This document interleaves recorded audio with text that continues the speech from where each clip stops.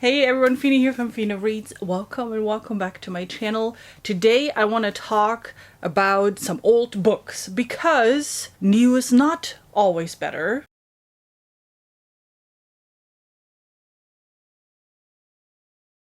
Back in the days, aka early 2000s, somehow I had a lot of really good fantasy books, fantasy series that I completely enjoyed, and I felt like talking about them, giving them some love, right? We always get new stuff and there's so many new things coming out and there's always this FOMO and hype for the new stuff.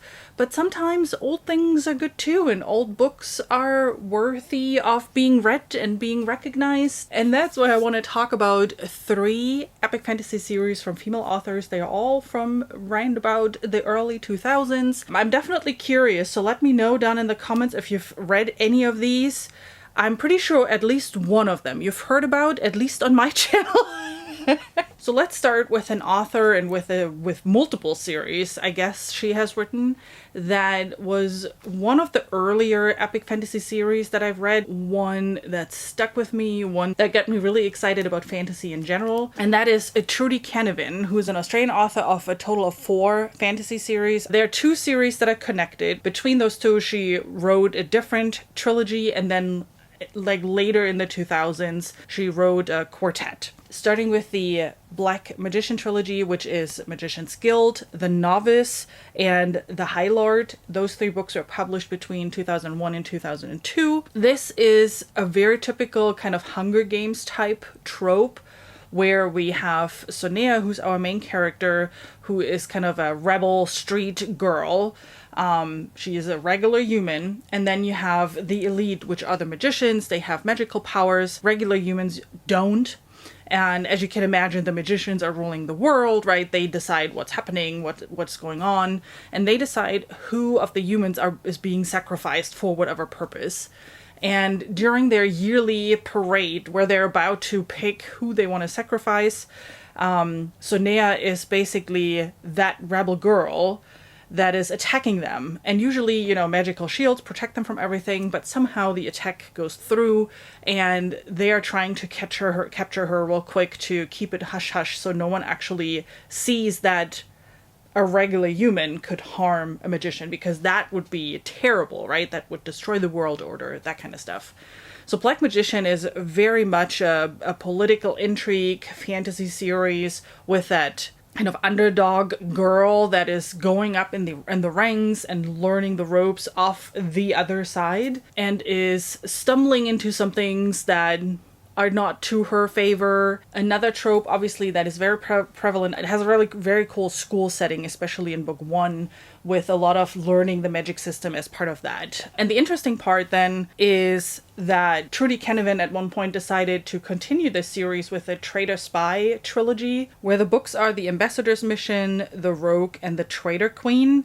And these books continue with Sonea. It's years later, right after the first trilogies, but they continue with Sonea and her son. But if you want to read that part, definitely start with the Black Magicians trilogy. The other trilogy that she wrote, or published at least, between the 2 is The Age of 5, with the first book being Priestess of the White, second book Last of the Wilds, and third book Voice of the Gods. That's my favorite series of her. So again, trilogy.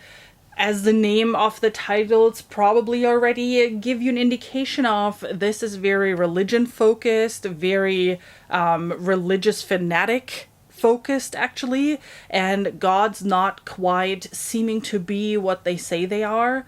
And I remember vividly as I read through the 3 books that the reveals that happened later in the series blew my mind back then, and it was such a cool concept of the reveal of what actually is happening in the world. And meddling gods in general is one of my favorite tropes when it comes to fantasy anyway. This is one of the series that I definitely want to reread by Trudi Caravan. Leaving us with the Millennium Rule, which is a quartet of books with Thieves' Magic obviously being the first one. These she published a bit later, between 2014 and 2020. This is a series I'm also very excited about. Also all big chunkers, something that we all love, right?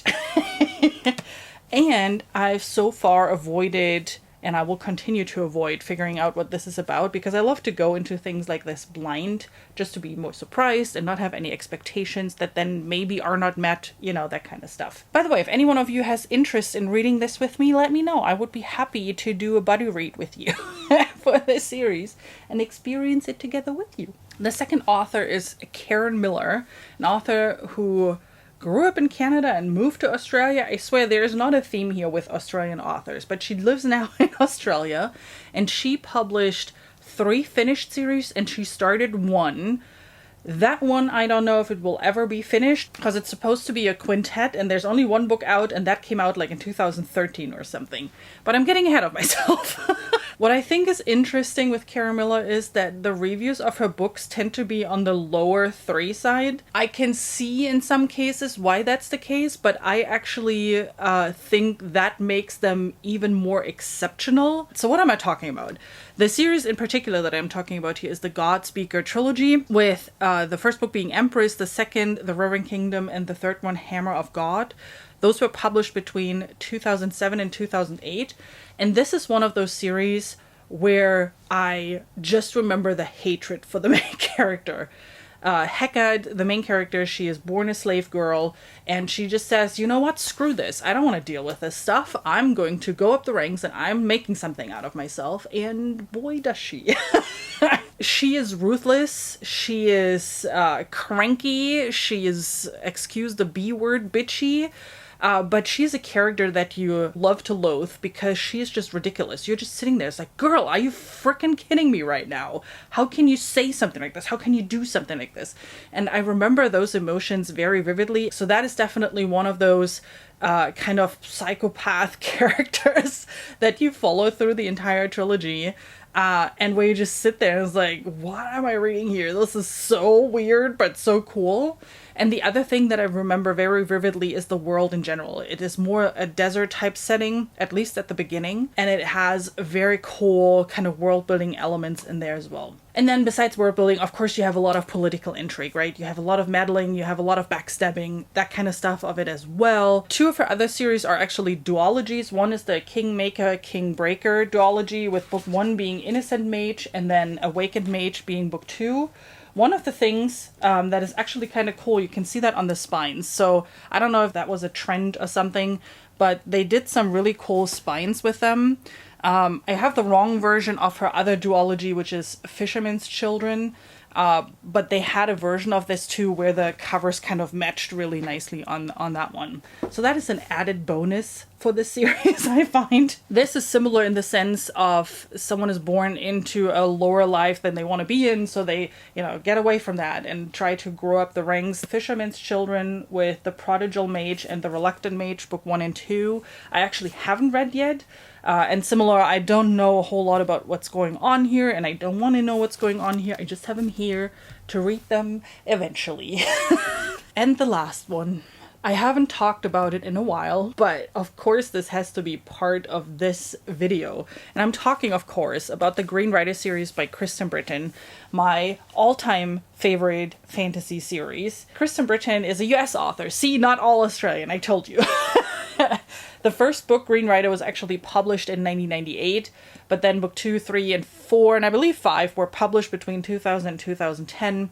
And she has published a bunch more books in this series. She's the only author in my list that has only published this series so far. It's an ongoing series. 7 books in this series have been published, plus 2 novellas. Book 8 hopefully comes out next year, maybe? I don't have a date yet, but we know the script is done, and it's in editing right now, so fingers crossed we get it. This is also a series that I've reread multiple times over the years. I think book 1 I've read 7 times, 8 times, 9 times. I stopped counting at one point. I've read it a lot. It's one of those feel good, coming home. If I have a crappy day, I pick up this book, read a couple of pages. I just love it. This is also a book that grows with you. So it starts out a bit more YA-ish, a bit more lighthearted, even though the stakes are also rather high in the first books. But starting with book 4, it starts to get really, really dark and gritty and detailed. This is about Kerrigan, who runs away from school because, you know, crap happened at school and she didn't want to deal with it anymore. So she runs away. And on her way to her father, she is stopped by a king's messenger. Those are riders. They deliver messages across the kingdom.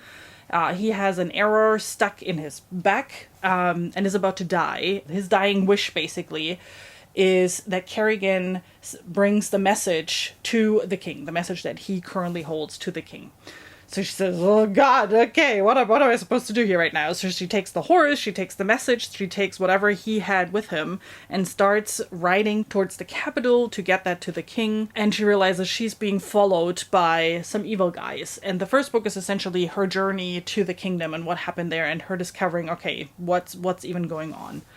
Awesome magic system, awesome characters, the best animal companion ever in fantasy, aka this horse. Those are the 3 epic fantasy series from the early 2000s-ish that I wanted to talk with you about and just introduce you to some oldies but goldies, because sometimes now that I'm 40, that's exactly how I feel too, and old is also still very good. So here we go. Let me know that in the comments. Have you read any of these? If yes, did you enjoy them? What did you think about them? If you liked this video, don't forget to hit the like button. And while you're down there, also hit the subscribe button if you enjoy my videos. And then I hope I see you soon with my next video. Till then, have a great rest of your day. Bye!